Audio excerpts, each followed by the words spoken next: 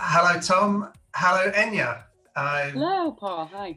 Morning. Welcome to, this is our April update for People on Work, and we're delighted to be here and introducing Enya properly to the channel. So a few of you have maybe watched our recent videos will have seen Enya interviewing some people with our 3 golden questions, and we've got some more interviews from Enya coming. So me and Tom thought it'd be really nice to introduce Enya properly, or let Enya introduce herself. So yeah, you'll be seeing me interviewing hopefully quite a few people, showing my face up in here, and it's exciting to try and see the growth of it all, isn't it? Exactly. Hopefully I'll be able to direct you both with camera from you. Well, it's you've seen every mistake made, so hopefully there's something. I don't know, maybe I'm here to make some more. I'm joking. Yeah. No, you're very, very welcome to join the channel, Enya. No, we're thrilled to have you on board. I'm very excited. It's also great to have a slightly different accent on the channel as well. Paul is basically a Cockney. Real Cockneys wouldn't like you saying that. No, they wouldn't. And you're from up near Manchester, aren't you? So yes, but basically Manchester is always the saying, yeah. Exactly. Excellent. We're nice and northern. Well, we've actually, I have interviewed over the course of the last few weeks our our second pilot school in addition to Ormiston Dean now. So Southmore Academy is up near Newcastle, and and I've heard some good Geordie accents through interviewing some of their alumni over the last few weeks. Oh my god. A bit close to home for you though, Enya. Tom's also been talking to the Manchester College, haven't you, Tom? That's right. Yeah, that's an amalgamation. It's a huge organisation. It's I think 7 or 8. I thought 9. I thought you said 9. Is it? Yeah. Sites from all across Manchester. So whereas there was a fragmented college system across the city, they've all come under one umbrella now. It's called the Manchester College.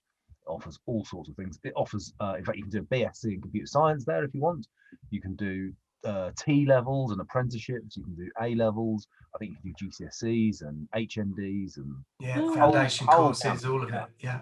Huge offering. Thousands of students. Really progressive, forward-thinking organisation. So we've just started talking to their career service, and fingers crossed, that'd be a great one to start sort of partnering up with. Yeah. Absolutely, yeah. Really interesting. I've also recently, so I'm, for those of you who don't know, I'm based just south of Oxford, and I've joined up with a thing called OXLEP, the Local Enterprise Partnership for Oxfordshire, which tries to join academia and business together. And been through a sort of startup boot camp, I guess you might call it. It's for businesses that are just getting started in the Oxfordshire area, and it was a really interesting process actually. Sort of 7 or 8 entrepreneurs with businesses at various states of development. One guy, Steve, actually, he will be interviewed for the channel later on. I'm gonna do a playlist of entrepreneurs. Steve's been trading for 17 years. Wow. But he still considers himself a startup. And in what field is that? He does it in interior design and lighting. Gosh. Yeah, but he still considers himself a startup, and he wants to diversify and do other things. And there's a strong entrepreneurial spirit, which I think we'll see through everyone that's covered on that particular playlist. So I'm looking forward to getting stuck into that. Excellent. We also spoke with a lady called Jan Ellis at the Career Development Institute. She's really interested. Well, she was interested to find out what we're up to, and she's going to actually put a note out to her members about People on Work and the good work that we're doing. They've got 4,500 members in their organisation. Virtually every school careers leader will be a member of the CDI. So it's a great bit of publicity for us. But Jan in particular hooked me up with, and Enya, you've talked about this, with a lady who runs a school that helps place people with special educational needs into work. And it'd be great. You've mentioned before you'd be interested in getting stuck into a playlist of people Absolutely. talking about their work and how they've had to overcome perhaps particular challenges with regards to special educational needs to contribute. Absolutely. Good. So I thought it might be, I know, Tom, you and I have spoken about this before, but I thought it might be nice with Enya here just to even if it's only briefly, talk about the 3 golden questions again, and why we ask those questions, which we definitely talked about before. But with you here, Enya, I just wondered, as somebody who's been interviewing very recently, what's your experience been with asking those questions, how people have responded to them, and what kind of answers you've been getting, what you've been thinking about those? I can think of 2 specific people who I've recently done, and mainly just because they're in the same age bracket, and one was male and one was female, and one guy, he kind of like builds gym equipment for it's called Avant. I can't remember the company's name now, but builds like the big, not machines, but kind of the racks for weights and things like that.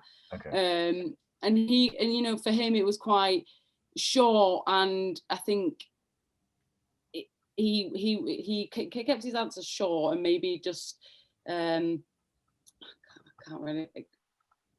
He didn't maybe give too much. It was very much, this is what I do, and he spoke on a much broader term in terms of kind of things he likes and how you get in that job and how to get started. It was just quite broad. And then I spoke to another girl who was a yoga instructor, and she talked for ages. She actually went into the depth of everything, and it was very interesting to see how different people could take the perspective of the question. She really kind of narrowed it down to be quite personal, but then she broadened it, and it was a really good interview, and I really enjoyed listening to her and everything that she had to say. So it just goes to show that people can take a simple short question to mean something different, and each can answer it different, and it's quite nice to listen to them both. I think it's a really concrete way of testing how open people are. Absolutely. Think about that. Some people are really guarded and don't want to give anything away, and are massive. I mean, and actually a lot of people like that wouldn't get anywhere near an interview. They just we'll ask them to offer 20 minutes of their life to do an interview, and it's a flat it's a flat no. Not going to be interviewed. Get it. Some people, it's just not for them. And some, I mean, do you remember Paul, the singing teacher? Yes, Deborah. Yeah. She was. I think that's the longest interview on the channel still. Yeah. And we cut it down. I think we spoke for about an hour, Deborah and I. And but we've also had, and there was the guy working at the fish stall in Chelmsford whose interview takes, it's under 30 seconds, and so we've had kind of everything in between. But that's the more we do it, the more you realize that each person is going to, that's the interview or the answers they're going to give on that day, and that's fine, because it's not that the short ones are any less revealing than the long ones. It's just you get a genuine answer from those people, and it.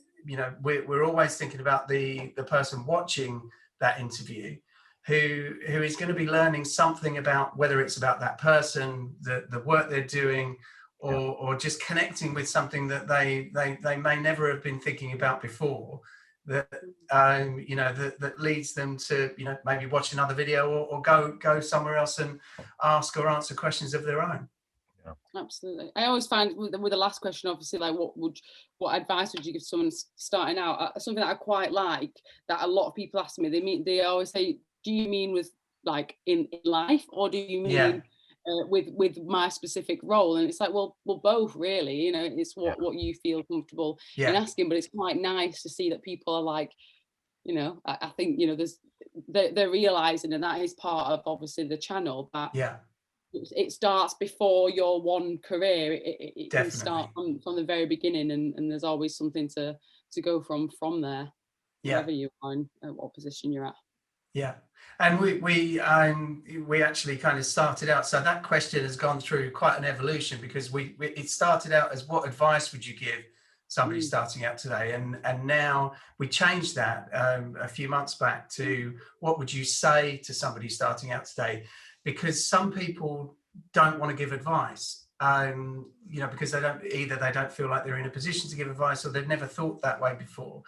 But if you open it up and say, what would you say to someone starting out today, you can often see people thinking, and they're like, yeah, what would I say? And then they're, you know, sometimes it's obvious that they're thinking about when they were 16 or 18 or 21, and you capture in that new wording of the question that message to that person, you know, and it's either, I wish I'd known this, or this is really important. And you know, I think, you know, I don't know if we're allowed to have favorites, but I think that's my favorite question, because you really see people thinking in that way.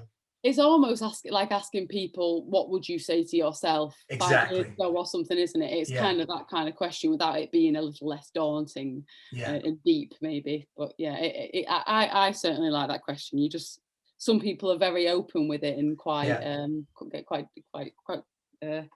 deep with it, but then, you know, some people thought. Excellent. Well, I'm hoping as well, you know, as lockdown begins to end, a lot of the reasons actually that people on work started was because of lockdown. You know, Zoom has facilitated these sorts of interviews and connections, but it has also really put the brakes on, especially following Christmas and following the schools going back into lockdown. We've really noticed a lot of the careers leaders that we've been speaking with have just been taken off career duties altogether. Yeah, they are now full-time COVID testing people, which is terrible for the kids that should be going through careers advice today, as you know, as we go into exam season, or what would normally be exam season. So that's really slowed things up. But as lockdown eases, I'm hoping that we'll get back into the swing of things, and you know, hopefully people will start to enjoy their work more as well, and actually want to do interviews. Really like what they're doing. So, and you get to finally go to Covent Garden night market as well. We actually get out to the flower market at Covent Garden, which I'm really looking forward to. And you'll be coming along as well. And I might even bring back some flowers for my darling wife. Apparently the flower market's open to the public. You can go anytime, and that's actually been a challenge for them, specifically with COVID. Is they couldn't just close the public access bit, but it was you're either open or closed. Right. So, I think for a lot of the time they've been closed.